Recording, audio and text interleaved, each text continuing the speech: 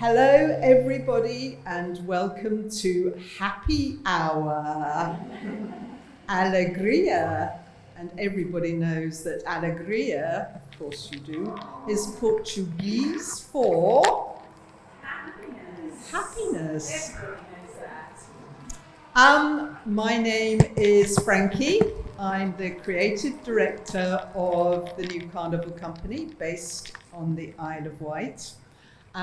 We brought a live showcase across to you this afternoon to wake you all up and get you wriggling your bumsies.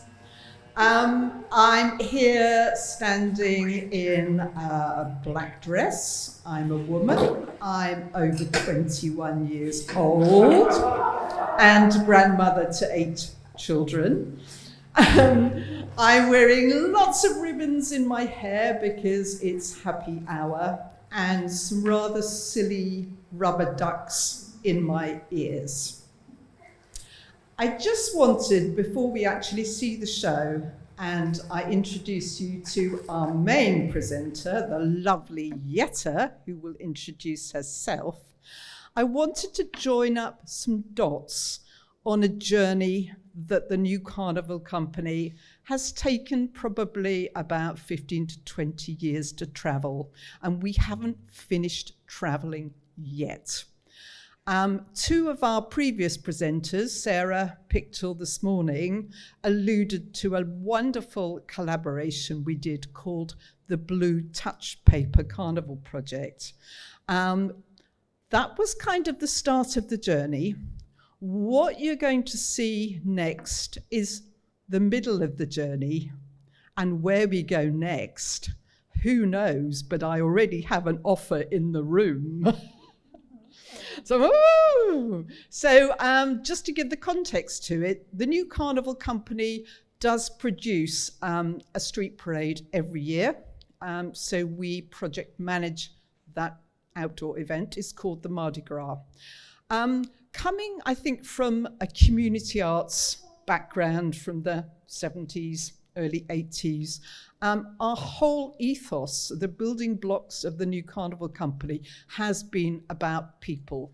People-led, people have to own it, people belong to it, people make it.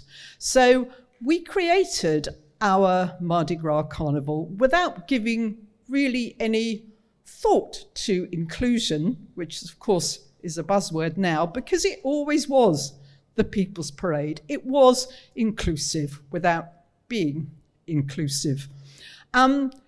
We were recognised very, very fortunately by our local Arts Council relationship officer as becoming a model of good practice.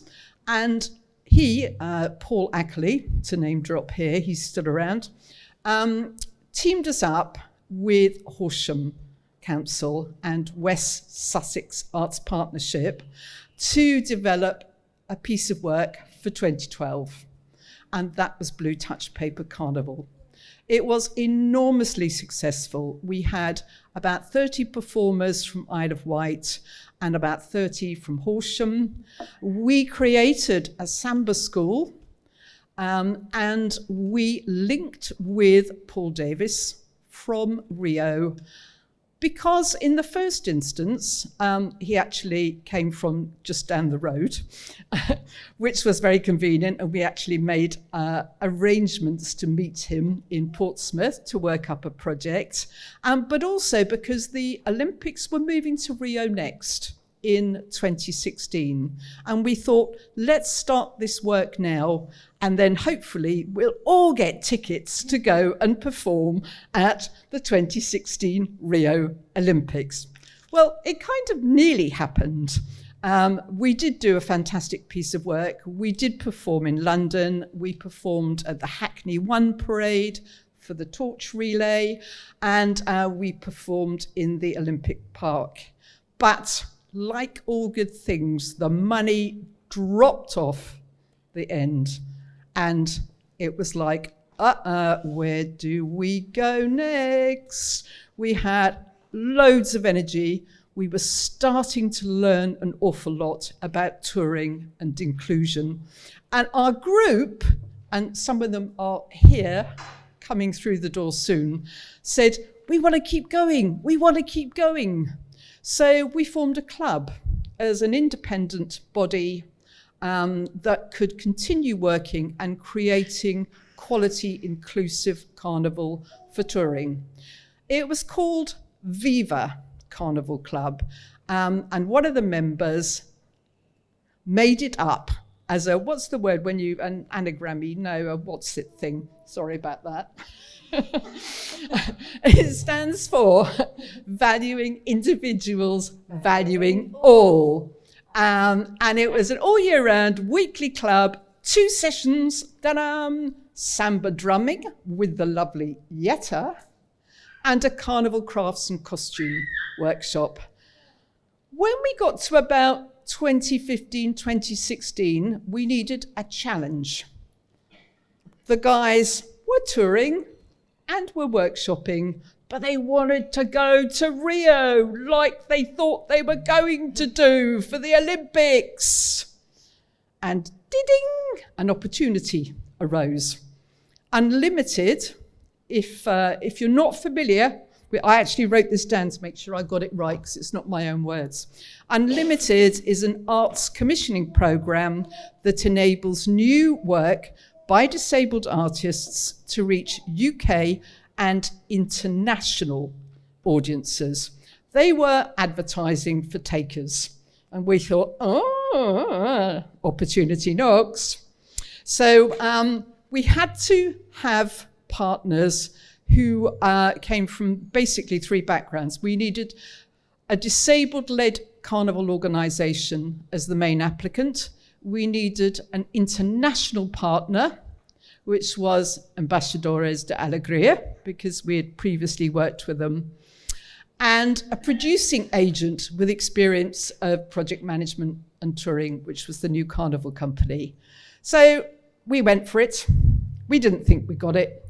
We did a terrible, terrible interview, and it was the first time they'd ever supported a carnival project. And they were a little bit nervous about handing us the money to make costumes and go on the Raz in Rio. But hey, we got it. So this is what we're bringing you to see. No, they're coming to show you now. We needed a project manager on the ground. Yetta was already connected to Viva Carnival Club. Just to say as well that we set it up with a full committee with a lot of our members in the key roles. Marcus, who's going to be playing Kaipora, is co-chair of Viva with Yetta. And Yetta took the project forward from that point and is still with Viva and Alegria today. So she's going to tell you what happened, and then you're going to see and hopefully move a bit. Lovely. Thank you, Frankie. So my name is Yetta. I'm also just over 21, a little bit more than 21. I'm a white, middle-aged lady I've been described as having scribbly hair by children that I work with. I'm wearing a project T-shirt, Alegria, a lovely green T-shirt designed by Paul that you met earlier in Rio. I'll just give you a quick twirl. So Frankie's introduced Viva and the New Carnival Company. The first thing we did was we took a group of performers and artists over to Rio for a research and development tour. So there we went to a Samba school. We learned about the costumes, the culture, the music. We met loads of people from Ambassadores de Alegria and formed some really tight friendships. Part 2, we didn't think we'd get the money, but we did get the money, and it was, oh my goodness, we've got to do this now. While we were in Rio, we also came up with our theme, which is the Atlantic rainforest. We wanted something with some integrity that our members could really get their teeth into when they were designing their costumes and looking at their performances. So Mata Atlantica means the Atlantic rainforest in Portuguese. Mata Atlantica. A cry for salvation, Mata Atlantica, the responsibility of every nation. And we wanted everybody to take responsibility for keeping our world a better place. So our costumes were designed collaboratively by our lovely Gina over there from the New Carnival Company, and by a designer in Rio, Levi Sintra, who the two of them, Gina would send Levi some designs, say, do you like this? He'd say, yeah, but it's not quite Rio. And so he'd send it back and she'd go, well, what about this? Yes, no. So between them, they designed these magnificent costumes that you're going to see today. So once we'd been to Rio, we then brought our Rio performers and artists back to the Isle of Wight. We invited artists from Brouhaha, from Emergency Exit Arts, and from the Isle of Wight. We had a 2-week residency, which was very challenging.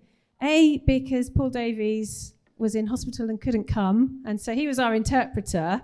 So we spent 2 weeks talking in Portuguese through our phones, designing costumes, prototyping. We had some Brazilian dancers and performers come over. We did loads of workshops, community workshops, school workshops with Viva, so that we had our lovely costumes made and our performance ready to go. So where did we take it? We took it to Luton, we took it to Newham, we took it to the South Bank, where we did performances. We did carnival performances, we did stage performances, we did touch tours, where we were really aware that people might not be able to see our costumes. We wanted to make sure they could come up close and have a look at them, have a feel, see what materials we were using. We took the show over to Viareggio in Italy, a very prestigious carnival town, city, where disabled people aren't traditionally allowed to take part because, it might spoil the look of it. Again, we did workshops, we did drumming workshops, performance workshops. We toured the costumes so that people could come and take part, they could learn to be in our show. And then eventually, our final kind of leg of the tour was a return to Rio. But by this time, we'd completely run out of money. So we only sent a very small team and we took a project folder. But interestingly, we were able to show what we'd done. And the Rio gang were really amazed that we used our costumes more than once. Because in Rio, you have your carnival time, you chuck it all on the road, off you go, it all starts again next year because there's plenty of money for it. So we were taking our costumes, they've been out umpteen times, they're well looked after, they get repaired. We've made them all sort of one size fits all. Our shows, again, I'm just looking at my crib notes here and trying to be really quick. Our shows were very multilingual. We made sure we had them translated into Portuguese, into Italian, in English, and in British Sign Language. So we were hoping we could share what we'd done with as many people as we possibly could. You're going to get the chance now to see a little tiny snippet of the show. We put together our team. The project obviously was pre-COVID, so we had a big group of performers. Some have moved on now. So we put together the little show you're going to see just last week. So Alegria, a cry for salvation. Alegria, the responsibility of every nation.